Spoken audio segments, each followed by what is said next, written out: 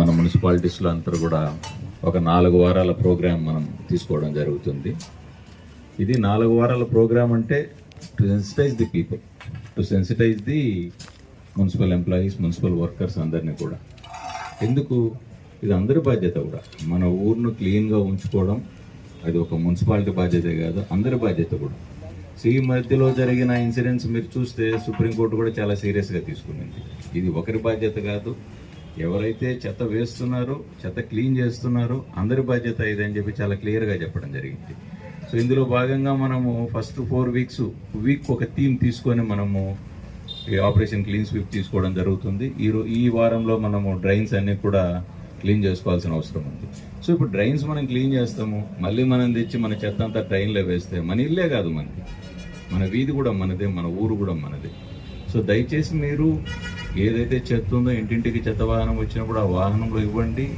ఎక్కడైతే మనకు డంపర్ ఉందో ఆ డంపర్లో వేయండి మీరు.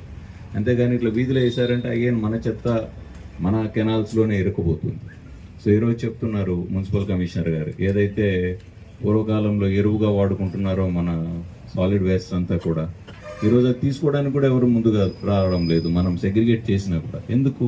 ప్లాస్టిక్ వ్యర్థాలు ఎక్కువైపోయాయి. దాంట్లో మనం బయటపడేసే వాటిలో 70% ప్లాస్టిక్ వ్యర్థాలు, 30% డిగ్రేడబుల్ సబ్స్టెన్సెస్ ఉంటున్నాయి.